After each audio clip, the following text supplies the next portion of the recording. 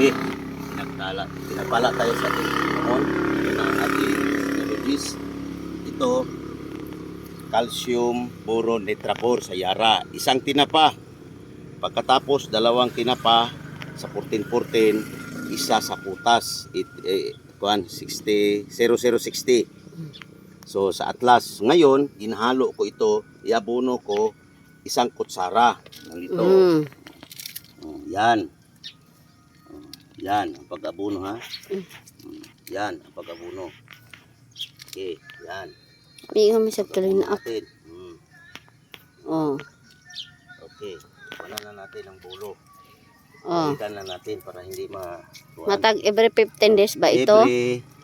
Every 15 days ito guys ang nag-aabono tayo. Pagbagsak. Bagsak. O, para maggrami ang kanyang bunga, maglaki. So tingnan mo, ito ng bunga niya. So bukas pwede na itong mag-harvest. So pagkatapos mag-harvest, mag-drench tayo. Pagkatapos mag-harvest. So ito na, ang i-drench natin, putas at saka 14-14. Ganun din ang ating kuan. Ilagay natin sa 40 liters yung isang banyera. Doon ay 6 na tinapa.